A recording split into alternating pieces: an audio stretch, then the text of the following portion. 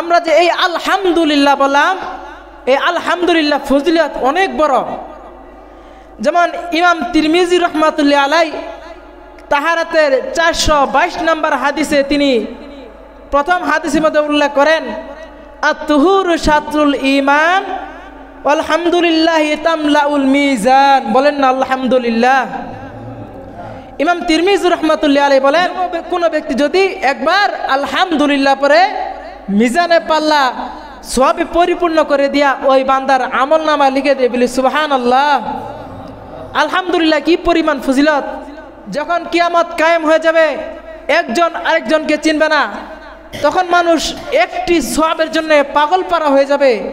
অথচ দেখেন একবার আলহামদুলিল্লাহ বললে কি পরিমাণ সওয়াব। হযরত ইব্রাহিম আলাইহিস সালাতু ওয়াস সালাম এর ছেলে ইসমাইল আলাইহিস সালাতু ওয়াস সালাম তিনি মক্কায় থাকতেন।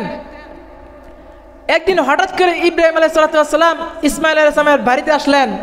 আয়েশা বললেন, বাড়ির ভিতর কেউ আছে? ভিতর থেকে একজন মহিলা আওয়াজ করে বলল, হ্যাঁ আমি আছি। বলে ইসমাইল কোথায়? বলে ইসমাইল তো শিকার করতে গেছে।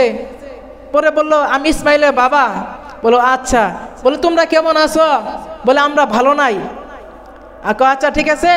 ইসমাইল আসলে বইল ঘরের চৌকাঠটা যেন পরিবর্তন করে ফেলে। ইসমাইল আলাইহিস সালাম শিকার থেকে আসছেন। আয়সা পরে স্ত্রী বলতেছে, একজন বৃদ্ধ লোক আসছিল, যে বলছে উনি নাকি আপনার পিতা বলে পরিচয় দিয়েছিল, সে বাড়িতে আসে নাই। সে বলছে যে বাড়ির চৌকাঠটা পরিবর্তন করতে।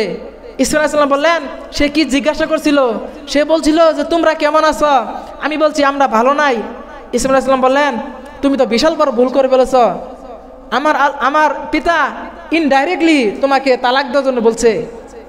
পরে আবার ইব্রাহিম আলাইহিস সালাম ইসমাইল আলাইহিস সালাম বাড়িতে আসলেন। আসার পরে বলতেছে, বাড়ির ভিতর কেউ আছে? একটি মহিলা আওয়াজ করে বলতেছে, আমি আছি। বলে ইসমাইল কোথায়? বলে ইসমাইল তো শিকারে চলে গেছে। বলে পরে বললে যে তোমরা কেমন আছো? আমি ইসমাইলের বাবা ইব্রাহিম আলাইহিস সালাম। আলহামদুলিল্লাহ আমরা খুব ভালো আছি। ইসমাইল যখন শিকার করে বাড়িতে আসবে, তুমি বলিও ঘরের চৌকাঠে যেন বহাল রেখে দেয় এবং খুব যেন আদর করে যত্ন করে। যখন ইসমাইল আলাইহিস সালাম বাড়িতে আসলেন, স্ত্রী বলল যে একজন ব্যক্তি আসছিল, সে আপনার বাবা বলে পরিচয় দিছে এবং তিনি বলছে যে ঘরের চৌকাঠকে বহাল রাখতে এবং ঘরের চৌকাঠে খুব যত্ন করতে বলছে। তখন ইসমাইল আলাইহিস সালাম বলেন, তুমি কি বলছিলা? সে কে বলছিল? সে বলছিল যে তোমরা কেমন আছো? আমি বলছিলাম আলহামদুলিল্লাহ আমরা ভালো আছি।